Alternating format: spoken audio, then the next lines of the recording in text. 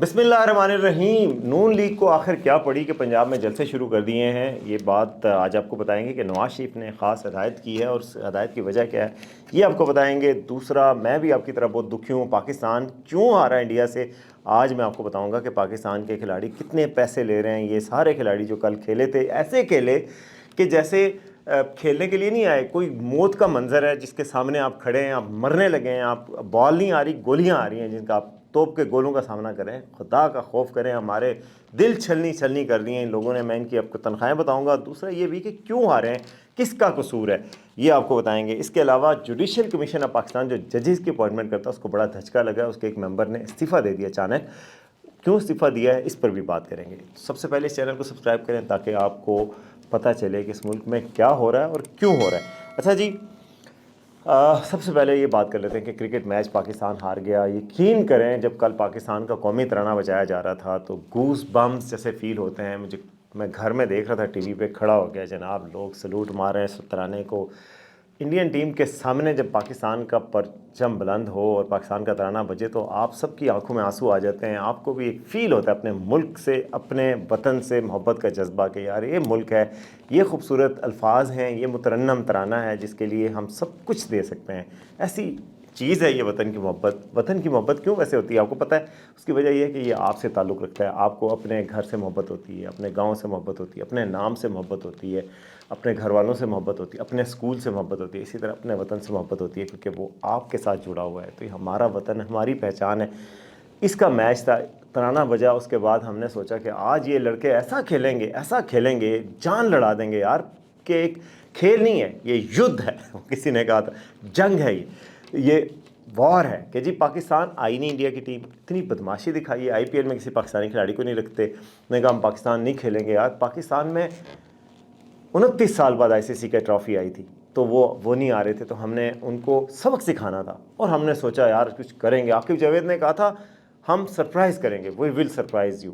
लेकिन क्या किया उन्होंने कि हम ही सरप्राइज़ हो गए। खेले कैसे, क्या किया?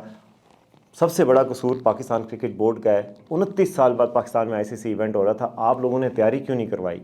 क्यों नहीं आपने टीम अच्छी सेलेक्ट की जिसमें एक रेगुलर स्पिनर सिर्फ है? आपको कम से कम 2 या 3 रेगुलर स्पिनर होने चाहिए। सारी टीमें लेके आई हैं यार। न्यूजीलैंड जैसी टीम को वो उधर से उठ के आ गई, ऑस्ट्रेलियन बरे आज़म से, उसको पता था पाकिस्तान की कंडीशन में क्या करना है। आप जमे पहले इधर ही हैं, शर्म का मुकाम है। आप लोगों ने अपनी टीम का कम्बिनेशन ये बनाया, ये फास्ट बॉलर रखे कि ऑस्ट्रेलियन पिचों पे बॉलिंग करवाएंगे। आपने फास्ट बॉलिंग स्ट्रेंथन की, 4 बॉलर के साथ आप ग्राउंड में गए, आपकी सिलेक्शन पे 100 बार अफसोस। और दूसरी चीज़ मैं नहीं कहता, तो आपने ये कर दिया सेलेक्ट, टीम में सिलेक्शन में ये बकवास। फिर उसके बाद बैटिंग में आपने वो बंदे रखे जो डरते हैं, अपने शेल में खेलते हैं, ऐसे जैसे मरने लगे हैं। मौत का नज़ा का आलम तारी था, खिलाड़ी खेलते हुए बालों को ऐसे रोक रहे थे जैसे गोलियां मार रहे हैं यार। आपने बाद में शुभमन गिल, कोहली और रोहित शर्मा को देखा है कि वो बॉलों को कैसे ट्रीट कर रहे थे? बॉल आ रही है, उठा के इधर मार रहे, कोई उधर मार रहा है, कोई उधर कर रहा है, कोई उधर कर रहा है। आपको क्या हो गया था यार? इंडिया के खिलाफ मैच है, ज़ोर से खेलो। कहाँ वो दौर था जब पाकिस्तान की टीमें हुआ करती थी, वसीम अकरम, इमरान खान, वक़ार यूनुस, इनके दौर में लोग खेलते थे यार। सईद अनवर ये खेलते थे इंडिया के साथ खुसूसी जज्बे से। कभी सलीम यूसुफ आके मार रहा है, कभी अब्दुल कादर आके मार रहा है कि नहीं हारना। आप लोगों की तो जज्बा ही कोई नज़र नहीं आया यार। जब कभी अच्छा वक्त, जब थोड़े सेटल हो गए तो आपने विकेट हाथ में थमा दी। इस दिन खेलना था, इस दिन के लिए आपको तैयार किया था, इस दिन के लिए आपको खर्चा देते, इस दिन के लिए आपको रखा हुआ था कि आपने अपने मुल्क का और वतन का नाम ऊपर करना है। आपने बेड़ा गर्क कर दिया।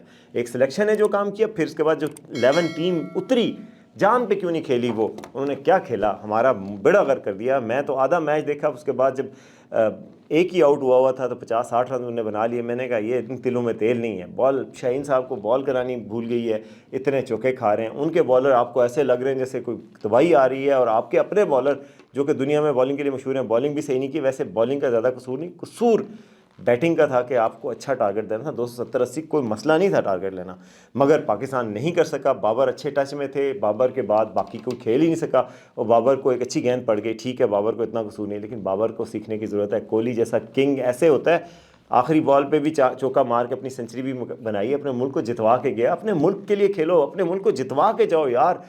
آپ کو کیوں نہیں شرم آئی تھی جب امریکہ میں آپ ہار گئے تھے انڈیا سے، جب 120 چیز نہیں کر سکے، پھر امریکہ سے ہار گئے تھے، آپ ورلڈ کپ میں اتنے گندے طریقے سے آئے. میں آپ کی جگہ ہوتا، میں یقین جانا آ کے میں ہر روز 16 گھنٹے پریکٹس کرتا کہ میں اس دن کے لیے دوبارہ یہ ہزیمت دوبارہ میں نہیں اٹھاؤں گا، یہ شرم مجھے دوبارہ نہیں آئے گی، میں یہ دن واپس نہیں آنے دوں گا، میں ایسا کھیلوں گا ایسا کھیلوں گا. ان لوگوں کو شرم نہیں آتی، ان لوگوں کو یہ غیرت نہیں آتی کہ یار یہ میرے ساتھ ہو گیا، یہ میرے ملک کے ساتھ ہو گیا، آج کے بعد ایسا نہیں ہوگا، نیور اگین. آپ نے سنی نہیں ہے وسیم اکرم کیسے پریکٹس کیا کرتے تھے، 16 گھنٹے 15 عمران خان کی بازو فریکچر ہو گئی، اس کے بعد سے اس نے کیسی پریکٹس شروع کی، کیوں کی؟ کہ اس کو پتا تھا یار یہ ایک دفعہ ہو گیا دوبارہ نہیں ہونا چاہیے. آپ لوگوں کو شرم ہی نہیں آتی، آپ بار بار ایک مسٹیک کرتے ہیں، آپ کو بار بار ذلیل کرتے ہیں، ملک کو ذلیل کرواتے ہیں، کب شرم آئے گی؟ اور میں اب آپ کو بتاتا ہوں ان لوگوں کی تنخواہیں کتنی ہیں. ہم اور آپ اور ہمارے بچے رو رو کے مر گئے ہیں کہ یار ہمارے ملک کی بےزتی ہو گئی ہے، اور یہ لوگ عیاشیاں کرتے رہتے ہیں، ان کو کوئی پرواہ نہیں ہے. اتنے تو ان کی پرکس اینڈ پریویلیجز ہیں. ان کو ٹیم کو اوور ہال کرنے کی ضرورت ہے، دلیر بیٹسمینوں کی ضرورت ہے، بزدلوں کی کوئی جگہ نہیں ہے اس ٹیم میں انڈیا کے خلاف کھیلتے ہوئے. پر تنخواہ دیکھیں آپ ان کی، پی سی بی کے موجودہ سینٹرل کنٹریکٹ کے تحت اے کیٹیگری کے جو کھلاڑی ہیں بابر اعظم اور رضوان ہیں، ان کو 45 لاکھ روپے ماہانہ ادا کیا جاتا ہے. میرے خیال میں کپتان رضوان ٹھیک ہے، کھیلا بہت گندی شاٹ تھا، لیکن رضوان جو ہے وہ پاکستان کا بیسٹ کپتان اویلیبل ہے، اس کو نہیں بدلانا چاہیے. بہرحال یہ دونوں 45 لاکھ لے رہے ہیں. کل رضوان کو دلیروں کی طرح کھیلنا چاہیے تھا، وہ شروع میں نہیں کھیل سکے، لیکن بہرحال جس وقت ضروری وقت تھا اس نے ان یوزول شاٹ، ان نیسیسری شاٹ کھیل کے آؤٹ ہوئے، وہ ارسپانسبل تھا. دوسرا میں آپ کو بتاتا ہوں ان دونوں کو 45 تنخواہ مل رہی ہے. سینٹرل کنٹریکٹ کی کیٹیگری بی میں شامل ہیں شاہین افریدی ماشاءاللہ، نسیم شاہ، ان دونوں کو 30 لاکھ روپے ادا ہوتے ہیں. نسیم شاہ نے اچھی بالنگ کی تھی، شاہین افریدی یار اتنے بڑے بالر ہو کے تمہیں سمجھ ہی نہیں آ رہی تھی کہ تم نے وہاں کیا کرنا تھا، تم سے اچھی تو حارث رؤف اور نسیم نے بالنگ کی ہے. کیٹیگری سی کے کھلاڑیوں کو تقریباً 15 لاکھ روپے معاوضہ دیا جاتا ہے. اس کے علاوہ کیٹیگری ڈی کے کھلاڑیوں کو بھی کیٹیگری سی کے برابر ہی معاوضہ دیا جاتا ہے. کیٹیگری سی اور ڈی میں شامل کھلاڑیوں میں شاداب خان، عبداللہ شفیق، سلمان آغا، سعود شکیل، حارث رؤف، سائم ایوب، ابرار احمد، عامر جمال، وسیم جونیئر، محمد حریرہ، میر حمزہ، خرم شہزاد، محمد علی، عثمان خان، عرفان نیازی، حسیب اللہ خان، عباس افریدی، کامران غلام شامل ہیں. واضح ہے کہ مذکورہ اعداد صرف کھلاڑیوں کی تنخواہوں کو ظاہر کرتے ہیں. ان کو پرکس اینڈ پریولیجز، بڑے بڑے ہوٹلوں میں ٹھہرانا، ان کے جو گھڑیوں کے ایڈ، ان کے سگریٹوں کے نہیں اب دیتے، لیکن پیپسیوں کے ایڈ اور پتہ نہیں کن کن برانڈز کے ایڈ کے پیچھے یہ پاگلوں کی طرف پھرتے ہیں. یار ملک کے لیے کھیلنے کے لیے سوچو، دن رات سوچتے، کاش تم لوگوں میں اتنی شرم ہوتی اور اتنی غیرت آتی. اب ہم کیا کر سکتے ہیں؟ ہم گراؤنڈ میں تو نہیں کھیل سکتے. ہمارے لائق اگر کوئی کام ہوتا تو ہم اپنے ملک کا نام کبھی نیچے آنے دیتے، ہم اپنا کام کرتے. تم لوگوں نے اپنا کام نہیں کیا، اور تم لوگوں کا ہی نہیں، پی سی بی فیل ہوا ہے، عاقب جاوید فیل ہوئے ہیں. جنہوں نے کیا عاقب جاوید میں سرپرائز کروں گا، کیا سرپرائز آپ نے کی ہے؟ ہمیں سرپرائز کر کے رکھ دیا، آپ نے سرپرائز کرنا تھا دشمن کو. بہرحال یہ بکواس ٹیم نے پرفارمنس دی ہے. میرا بھی دل اتنا ہی دکھی ہے جتنا آپ کا دل دکھی ہے.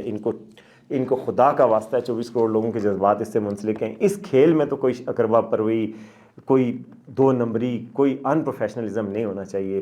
ڈپارٹمنٹ کرکٹ کو بحال کریں.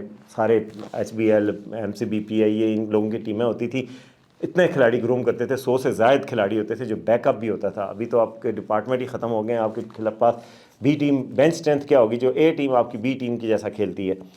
اینی ویز چلیں جی دوسری خبر کی طرف آتے ہیں کہ جی نون لیگ آخر کیوں جلسے کروا رہی ہے. نون لیگ جلسے کیوں کروا رہی ہے؟ ایک دم انہوں نے جی نارووال کا جلسہ کروایا، ایک اور جلسہ شہباز شریف کا ہوا، پہلے مریم نواز کا ہوا. اب میں آپ کو بتاؤں کہ یہ ایک اور جلسے انہوں نے پلان کر رکھے ہیں، سیکورٹی کی وجہ سے لیک نہیں کر رہے. اوکاڑا میں جلسہ کریں گے، پنڈی میں جلسہ کریں گے، ساہیوال میں جلسہ کرنے کا پلان ہے، گجرانوالہ میں جلسہ کرنے کا پلان ہے.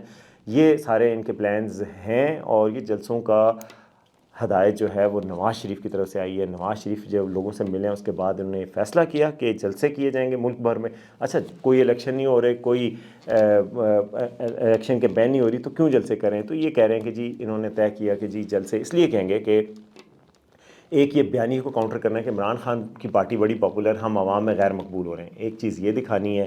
دوسرا ان جلسوں کے ذریعے پرفارمنس کو دکھانا اور ہائی لائٹ کرنا ہے، میڈیا کے ذریعے بھی بتانا اور ادھر بھی بتانا لوگوں کو کہ جی آپ کے لیے مریم نواز نے یہ پروجیکٹ شروع کیے ہیں. کیونکہ پنجاب میں ہی سارے ہو رہے ہیں. یہ ایک سال میں ہماری کارکردگی یہ رہی ہے، یہ آپ کے سامنے عمال نامہ لے کے آگے آپ دیکھیں کہ ہمارا کام کیسا ہے.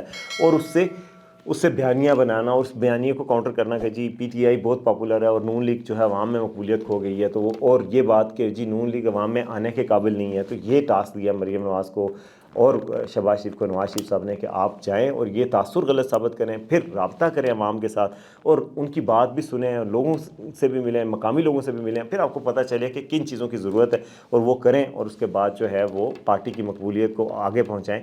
میرے خیال میں اسٹریٹجی ان کی بری نہیں ہے، اسٹریٹجی اچھی ہے۔ جلسے اگر کامیاب ہوتے جائیں گے تو یہ تاثر بدل جائے گا میڈیا پہ بھی، ہر جگہ پہ، بیانیہ پہ بھی کہ جی مقبولیت ہے یا نہیں ہے۔ دوسرا یہ بھی کہ پرفارمنس ہے تو عوام میں آنے سے گھبرانا نہیں چاہیے، تو عوام میں آنے سے بھی نہیں گھبرانا، تو یہ سارا ایک بیانیہ ہے جس کی وجہ سے انہوں نے کیا ذرائع کے مطابق۔ اچھا جی، اب آتے ہیں آخری خبر کی طرف آج کی، اور وہ ہے جوڈیشل کمیشن جو کہ ججز کو اپوائنٹ کرتا ہے، جس نے تہلکہ مچایا ہوا ہے جی، نئے ججز سپریم کورٹ میں لگائے، ہائی کورٹس میں لگائے، ٹرانسفر کیے۔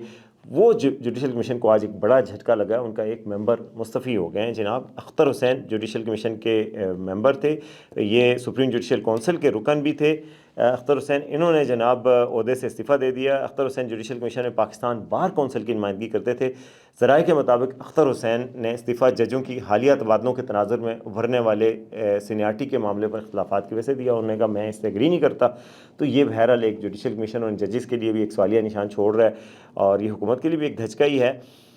اختر حسین کا موقف یہ ہے کہ وہ ججز سینیارٹی اور تبادلوں پر پاکستان بار کے موقف سے متفق نہیں تھے، مناسب یہ سمجھا کہ مستعفی ہو جائیں۔ اچھا، پاکستان بار کونسل جو ہے وہ پی ٹی آئی کے مخالف اس وقت باڈی ہے، تو انہوں نے اب کسی اور کو منتخب کرنا ہے، اور ذرائع کے مطابق احسن بون کی تیاری کی جا رہی ہے کہ احسن بون کو منتخب کیا جائے گا۔ تو یہ چیئرمین جوڈیشل کمیشن اور چیف جسٹس یحییٰ آفریدی کو بھیجے گئے اپنے استعفے میں اختر حسین ایڈوکیٹ کا کہنا ہے کہ پاکستان بار کونسل نے انہیں آئین پاکستان 1977 کے آرٹیکل 175(a)(2) اور 4 کے تحت 3 مرتبہ متفقہ طور پر جوڈیشل کمیشن کا رکن نامزد کیا تھا۔ تو یہ ہے جی ایک جھٹکا، اور یہ تھی آج کا سچ۔ امید ہے آپ کو پسند آئے گا، آپ کے فیڈ بیک کا منتظر رہیں گے۔ دیکھتے رہیں آج کا سچ۔